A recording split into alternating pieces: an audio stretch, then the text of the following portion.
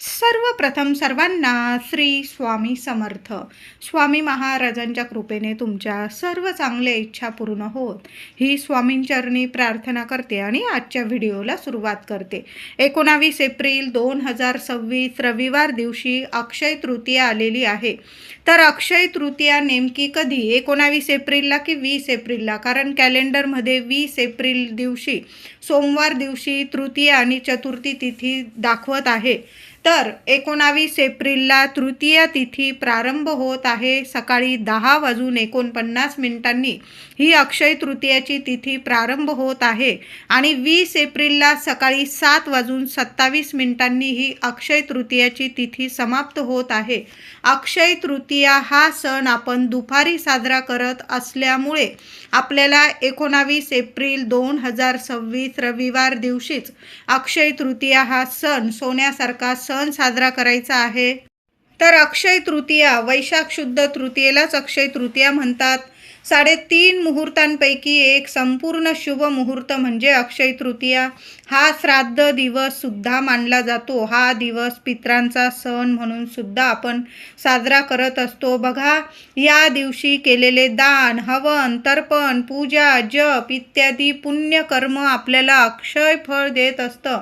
म्हणून अक्षय तृतीया ही पुण्यतिथी म्हणून सुद्धा आपण साजरी करत असतो. थोडक्यात सांगणं म्हणजे आपल्या पितरांचे ऋण फेडण्याचाच हा दिवस असतो. तसेच हा दिवस परशुराम जयंती म्हणून सुद्धा आपण ओळखतो. म्हणून परशुरामाचं तुमच्या घराजवळ जर मंदिर असेल तर या दिवशी आवर्जून सर्वांनी मंदिरात जायचं आहे. आता परशुरामाचं मंदिर सगळ्याच ठिकाणी असतं असं नाही. जिथं रेणुका मातेचं मंदिर असेल तिथं तर हमखास देवी आईचा पुत्र म्हणजेच परशुराम, तिथं तर तुम्हाला मंदिरात दर्शन होऊनच जाईल. पण नाही तुमच्या घराजवळ तर सरळ आपल्या स्वामींच्या दर्शनाला जायचं आहे. साक्षात श्रीहरी विष्णूच म्हणजे परशुरामाचं, भगवान श्रीहरी विष्णूंचाच एक अवतार म्हणजे परशुराम आहे. घराजवळ श्रीरामांचं मंदिर असेल किंवा श्रीहरी विष्णू लक्ष्मीनारायणांचं आपल्या स्वामींचं मंदिर असेल, विठू माऊली रुक्मिणी मातेचं मंदिर असेल, तिथं जाऊन दर्शन घ्यायचं आहे.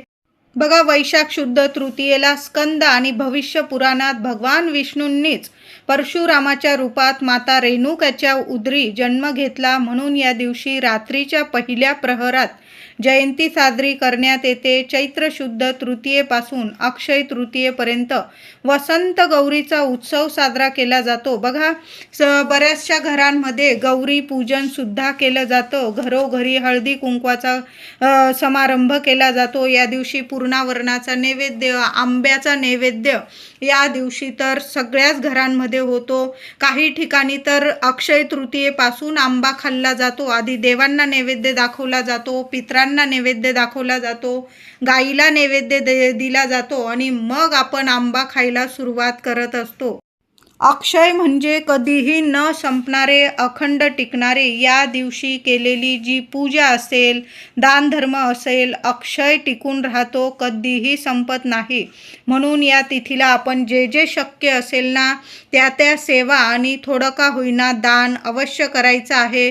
गोरगरीब असतील, कुणाला खरंच गरज आहे, अशांना तुम्ही अन्नदान, पाण्याचं दान करू शकता. कपडा लत्ता, चप्पल, छत्री आणि दान करताना तुमच्या पितृदेवांचं नामस्मरण करायचं आणि मग दान करायचं आहे. म्हणजे जे काही पितृदोष असतील ते सुद्धा संपून जातात. आपल्या पितरांना तृप्तता मिळते, प्रसन्न होतात ते आणि भरभरून आशीर्वाद देतात. आपल्यावर काही पितृदोषामुळे अडीअडचणी येत असतील तर अक्षय तृतीयेला आवर्जून थोडं का होईना अन्नदान किंवा पाण्याचं दान अवश्य करा. बघा, बऱ्याचशा पितृदोषातल्या अडचणी जरूर 100% अडचणी पितृदोषाच्या दूर होतात आणि पितृ शांत तृप्त होऊन भरभरून आशीर्वाद देतात. या दिवशी लक्ष्मीनारायणांची, आपल्या कुलस्वामिनीची, देवी देवतांची आपण सेवा तर करतोच, पण हा दिवस पितरांचा सुद्धा सण आहे. म्हणून या दिवशी लवकर उठावं, देवांची सेवा पूजा करावी आणि दुपारी 12 वाजेनंतर पितरांना नैवेद्य दाखवावा. या दिवशी पितरांना उदक कुंभ दान करतात, म्हणजेच पत्रावळी वेष्टन करावे, त्या घटाला गंध लावावे, फूल, तीळ, सुपारी, विड्याची पाने, दक्षिणा, पाणी घालावे. घटाची पंचोपचार पूजा करून तो ब्राह्मणास दान द्यावा. घरातील सर्वांनी दक्षिणेकडं तोंड करून पितृस्तोत्र हात जोडून म्हणायचे आहे. तसेच या दिवशी केळीचे पूजन करावे. आता तुमच्या घरात महिलांनो काहीच करत नसतील, म्हणजे तुमच्या घरात परंपरेनुसार करा पूजन वगैरे होत नसेल, तरी पण काय करायचं आहे, या दिवशी तुम्हाला पितृदोष असो किंवा नसो, देवांची पूजा झाल्यानंतर दुपारी 12 ते 12:30 वाजता एक दिवा दक्षिणेकडं तोंड करून लावायचा आहे. आणि तुम्ही सर्वांनी दक्षिणेकडं तोंड करून बसून आसन घेऊन बसा आणि एक वेळा का होईना पितृस्तोत्र हात जोडून पठण करायचं आहे. आता नाही पठण करता येत, यूट्यूबवर लावून दिलात तुम्ही, पण तुम्हाला एक दिवा दुपारी 12 ते 12:30च्या दरम्यान आपल्या पितरांसाठी, पितृदोष दूर होण्यासाठी आणि बऱ्याचशा अडचणीतून मार्ग मिळण्यासाठी, घरात अखंड लक्ष्मी टिकून राहण्यासाठी आपण तुळशीजवळ तर दिवा लावणारच आहोत, अक्षय तृतीयेला मुख्य दाराशी लावणार आहोत. त्याचबरोबर एक दिवा पितरांसाठी सुद्धा आपल्याला दक्षिणेकडं तोंड करून लावायचं आहे. मातीची पंती घेतली महिलांनो चालेल, त्यात दुहेरी वाट टाका. तिळाचं तेल असेल किंवा जे तेल असेल तुमच्याकडं देवांच्या दिव्यांसाठी ते तेल टाका. थोड्या वेळ चालेल एवढं तरी तेल टाका आणि तुम्हाला तो दिवा दक्षिणेकडं तोंड करून लावायचं आहे. आता तुमचं घर लहान आहे, लहान लेकरं आहे, दिवा लावू देत नाही, हात वगैरे लावतात. सरळ माठाजवळ एक दिवा दक्षिणेकडं तोंड करून लावून द्या. बघा, पितृदोष तुम्हाला नावाला सुद्धा उरणार नाही. म्हणून सर्वांनी, माझ्या महिलांना 4 दिवस वगैरे असतील तर माझ्या दादांनी सुद्धा एवढी छोटीशी सेवा जरी केली ना, संपूर्ण अक्षय तृतीयेचं तुम्हाला भरभरून फळ मिळणार आहे. म्हणून तुम्ही अक्षय तृतीयेच्या दिवशी दुपारी 12 ते 12:30 वाजेपर्यंत एक दिवा दक्षिणेकडं तोंड करून जरूर लावा. नमस्कार करून घ्या, तुमच्या पितरांना स्मरण करा, प्रार्थना करा. बघा मग कसे सोन्यासारखे दिवस येतील तुम्हाला. त्याचबरोबर या दिवशी आपण देवांना नैवेद्य दाखवणार, पितरांसाठी घास काढणार, कावळ्याला सुद्धा घास द्यायचा आहे. साधा दही भात ठेवला तुम्ही किंवा पुरी केलेली असेल, काही चपाती केलेली असेल, त्यावर थोडासा भात ठेवा, थोडंसं दही टाका, चमचाभर साखर टाका आणि घराबाहेर कावळ्याला घास या दिवशी अवश्य द्यायचा आहे. त्याचबरोबर घराजवळ गाय असेल, शोधा, मिळून जाईल.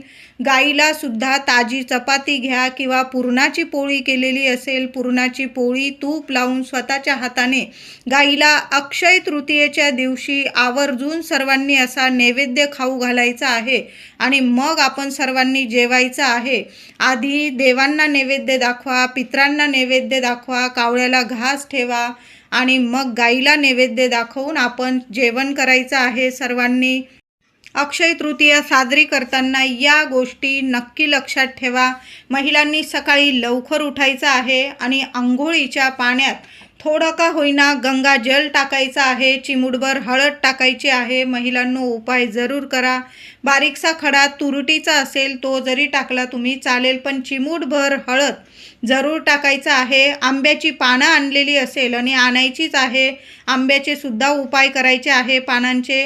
एक आंब्याचं पान जरी तुम्ही आंघोळीच्या पाण्यात टाकलं ना, मग बघा जे काही शारीरिक मानसिक त्रास असतील संपूर्ण नष्ट होईल आणि वर्ष कसं सोन्यासारखं शुभ ठरणार आहे तुम्हाला.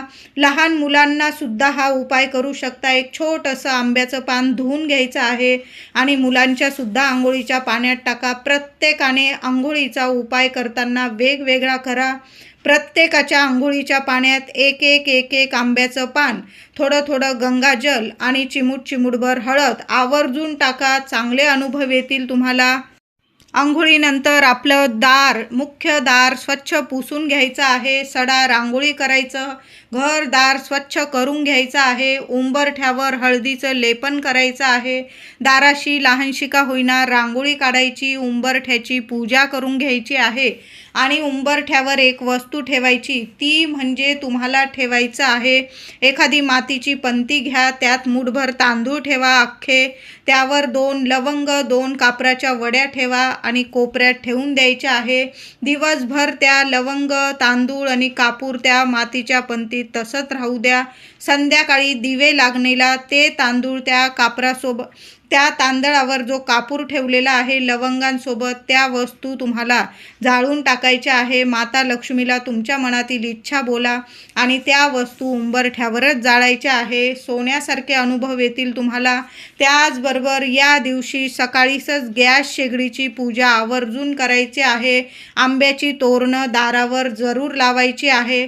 आता आंब्याचं तोरण लावताना काय करायचं आहे महिलांनो, 5 आंब्याची पानं घ्या, 11 घ्या, 21 घ्या, धुवून स्वच्छ पुसून घ्यायचे आहे. प्रत्येक आंब्याच्या पानाला ओम श्रीम नमः, ओम नमो भगवते वासुदेवाय नमः, लक्ष्मी नारायणाचा मंत्र जपा आणि प्रत्येक आंब्याच्या पानाला हळद कुंकूचं बोट लावायचं आहे. आणि मग ती आंब्याची डहाळी, पानं, तोरण, आंब्याचं तोरण आपल्या मुख्य दरवाजावर लावायचं आहे.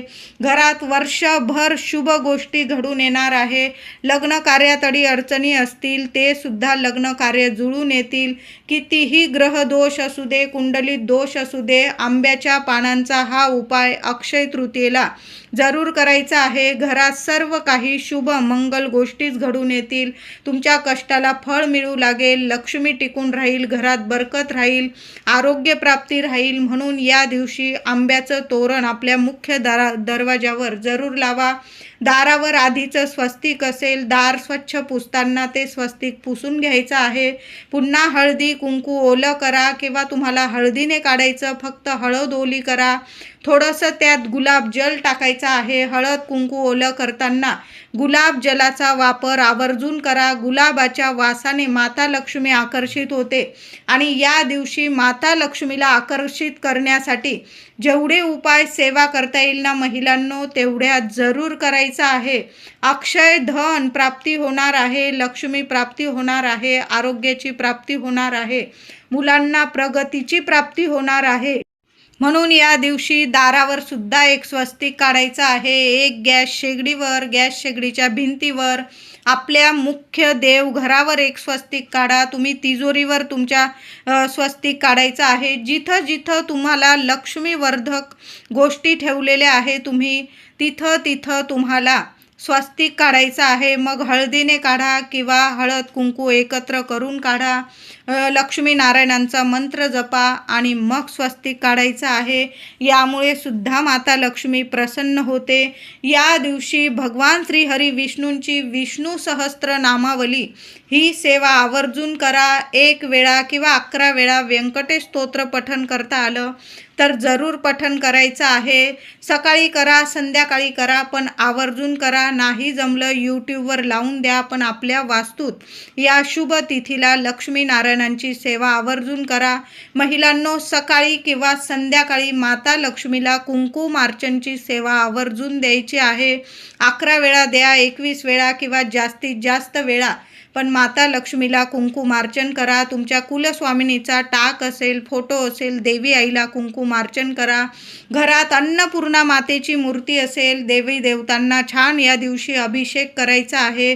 पंचामृताने करा, गाईच्या दुधाने करा. थोडी केशर असेल तर दुधात केशर टाका आणि केशर मिश्रित दुधाने आवर्जून लक्ष्मी नारायणाला, गणपती बाप्पा, जेवढे देवी देवतांच्या मूर्ती असतील तेवढ्यांवर केशर मिश्रित दुधाने अभिषेक करा. नंतर स्वच्छ पाण्याने पुन्हा छोट्या छोट्या तांदळाच्या छान रास करायच्या आहे, अख्ख्या तांदळाच्या.